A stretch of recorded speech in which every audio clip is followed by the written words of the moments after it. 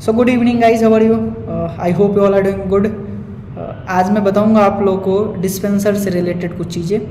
उसके पहले मैं चाहूँगा कि आप सब कंटिन्यू ग्रोथ करो अपने सिटी गैस डिस्ट्रीब्यूशन कंपनी में या फिर कोई सर्विस कंपनी में है तो जहाँ भी आप हो, मैं यही कहना चाहूँगा कि आप अपने सर्विस को एंजॉय करो। आपकी जो जॉब रोल है उसको बेटर परफॉर्म करो। डजेंट मैटर कि आप जब चाहोगे तभी हो जाएगा, मैं भी चाहता हूँ तो क्या इंस्टेंट कुछ नहीं होता है।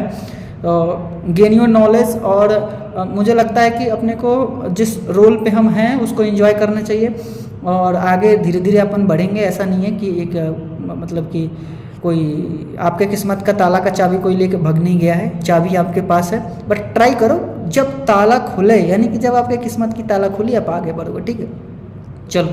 तो अब जैसे मैंने बताया कि डिस्पेंसर के बारे में डिस्कस करेंगे, तो डिस्पेंसर के बारे में मैं बताऊँ, मैं पार्कर का डिस्पेंसर मैंने चलाया है, टीजी टिकट चलाया है और कॉम्पैक्ट का बहुत कम चलाया है। पर टीजीटी और पार्कर का मुझे नॉलेज है। पर अभी मैं पार्कर से रिलेटेड कुछ चीज़ें बता दूं। एक अभी स्क्रीन पे एक इमेज आ रही होगी, ठीक है। ये अभी रिसेंट फॉल्ट आया हुआ था जो मैं भी उसको सही करके आया। देखो, पार्कर डिस्पेंसर जो है ना उसमें कुछ लिमिटेड ही फॉल्ट आती है, ठीक है। जैसे अभी एक ये सेंसर फेल का भी जो अलार्म आपने देखा, ठीक है, वैसे ही आर्म ए का पीटी फेल का अलार्म आएगा, कभी आर्म ए आर्म बी पीटी फेल का अलार्म आएगा, ठीक है। कभी आपका आता है आरटीसी डेटा रीडर का अलार्म आता है।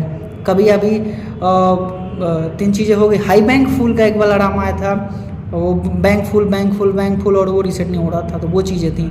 उसका सोल्यूशंस कैसे होता है? देखो, कोई भी अलार्म आए, चाहे वो डिस्पेंसर में है चाहे आपका ऑनलाइन कंप्रेसर में है, उसका सोल्यूशन जो है ना काफ़ी मतलब ईजी वे में लेना है। आपको ईजी वे में लेना है एकदम सोल्यूशन। मतलब ये अपन हाइपर नहीं हो जाना है।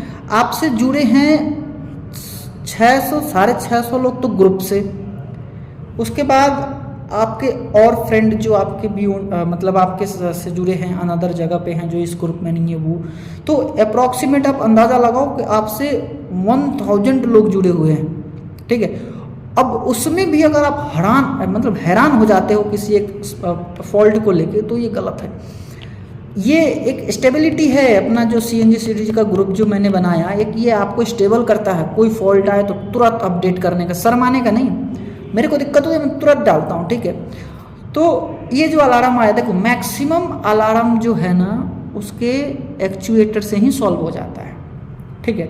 और रही बात आपका आरटीसी डेटा रीडर का, वो आरटीसी डेटा रीडर जो है उसके लिए आपको क्या करना पड़ता है, आपका जो डिस्पेंसर है उसके कमीशनिंग का डेट, ये इसमें फॉल्ट आता है।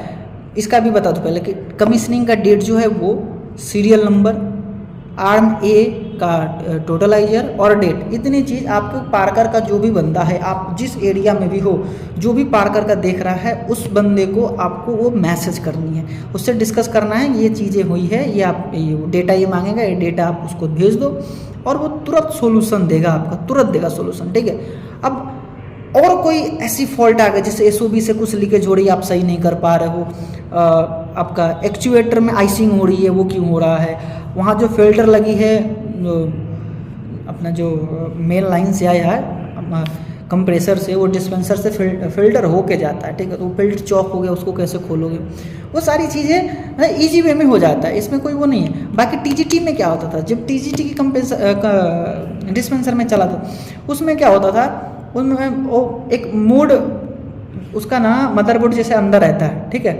तो उसमें क्या होता था ना, रीडिंग जंप कर गई, ठीक है, या फिर जैसे पार्कर डिस्पेंसर में अनवांटेड अलार्म्स आते हैं वो आ गया, तो उसमें उसका जो मदरबोर्ड है ना अंदर, जैसे इसका कीबोर्ड बाहर है उसका अंदर होता था, तो उस पर भी जैसे अपना कोड है ना वैसे भी उसका मोड के साथ कोड लगता था, वो कोड डालो आ जाएगा। तो जो भी डिस्पेंसर जो बंदा चला रहा है ना उस बंदे के पास उसका मैनुअल है, वो मैनुअल स्टडी करो। पार्कर डिस्पेंसर उसका मैनुअल अगर आप चला रहे हो आपके पास होना चाहिए, टीजीटी का चला रहे हो होना चाहिए, कॉम्पैक्ट का चला रहे हो होना चाहिए, मैनुअल आपके पास होना चाहिए। अगर मैनुअल आप स्टडी नहीं कर पा रहे हो, अगर आपको फॉल्ट आ गई, मैनुअल मुझे भेजो, मैं स्टडी करके बताऊंगा कि इसको सोल्यूशंस क्या।